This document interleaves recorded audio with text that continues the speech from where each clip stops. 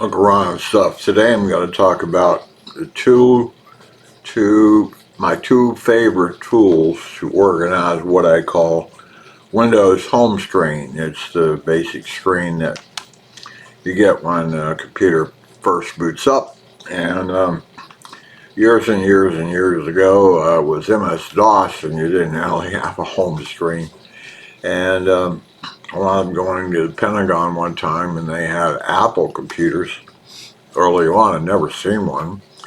And they had all these icons, and you could move the mouse around and click an icon, and it would do something. And it was amazing. After that, I think Windows 3 something, I don't know.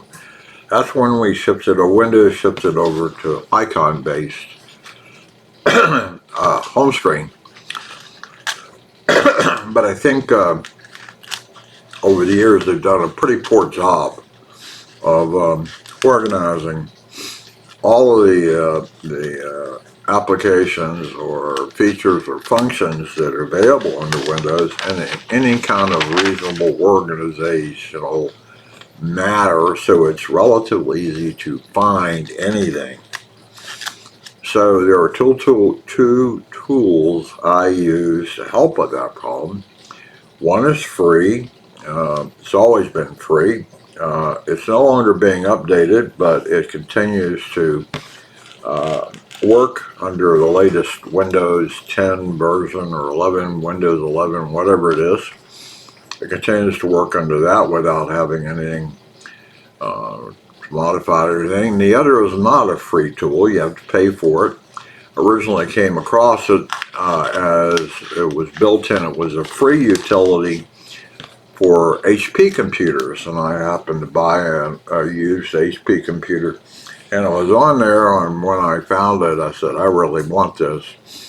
Over the years, it was no longer free on HP, and the company who developed it now sell it, and I forgot, I think you can get 5 licenses or use it on 5 computers for $20 or something like that. And I find that I really do need it on most of my computers. But anyway, I'm going to show you those two things in the next couple screens, and why I like them and what they do for you. Today's the 27th of February, 2025. Okay, this is what my home screen, I want to call it that, looks like on my Windows 10/11 computer. And what I wanted to talk about was down here in this area called Start. And the other is these highlighted areas here, which are known as fences. And you can create them anywhere and how big you want. And you can name them, and what I do is group icons that I use regularly inside a fence with a specific functionality like system, internet, office apps, imaging and video. Okay, on the Start thing, that is a free, you can download it, install it. It has numerous settings associated with it. This is the settings related to it. One of the things here is the first place to start. What do you want it to look like? I have it looking like that, which is equivalent to this sort of menu. You can also have it look this way, or you can have it look Windows 7 style. You can replace the button down here from what I have as classic Start, but you can change those or add your own image if you want. You can decide what goes down in the toolbar, how you want it. Special items, for example, recent documents. Don't display this item. It will not come up. You don't see recent documents as a organizational, I want to call them folders, but a tab, that's what they are. You don't see that. User files, don't display this. User documents, user pictures.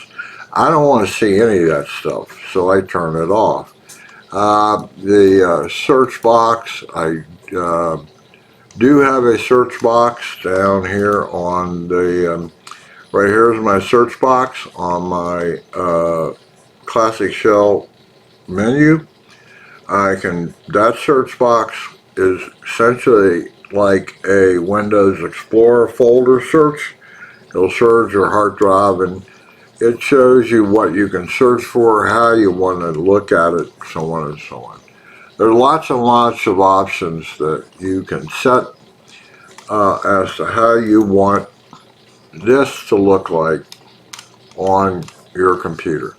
That's Classic Shell. It is free. You can do an internet search on Classic Shell, find the latest version. It's free. You can install it. It currently continues to work under various Windows 10 upgrades. Okay. The other is Fences. Originally found this as a free utility on HP computers a number of years ago. It was given as a part of one of those free utilities that came with a computer. Most of them are junk, but this one wasn't. It was called Fences at the time.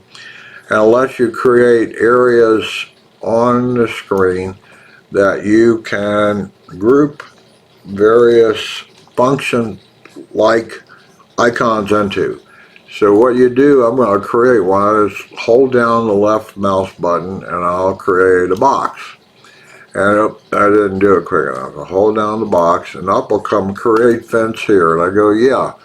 Now I can enter any title, and that's what these other things are. Like this is vid for fences. Alright. That's what they did here. I named this one System, Imaging, Players. Now if I can drag any icon from any other folder and put it in there, and it will stay in there. It lets you group like function icons. And I find it very handy because they stay wherever you put them. If I don't want it anymore, I can remove the fence.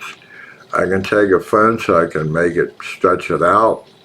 I can, if I have room, I can move it around like this. And the icons remain inside that fence area, as you can see. Now, what I just did is you saw these I don't keep in a fence because they're general purpose. I use them all the time. You see one that says computer 1. That doesn't do anything. It just shows me which computer I'm on. That's the name of this computer for network purposes and everything else. Windows Explorer, of course, you know what that is, and a recycle bin. Those don't belong inside of anything because they use them so often. Okay, that's a quick preview on Classic Shell, and it's also a preview of what's known as Fences. I find them very, very useful, and I use them on whatever computer that I have. I think you can buy 5 computer license for Fences for like $20 or something like that. It's not expensive, and it works great. Keeps you organized. That's enough of this, and I'm going to stop it.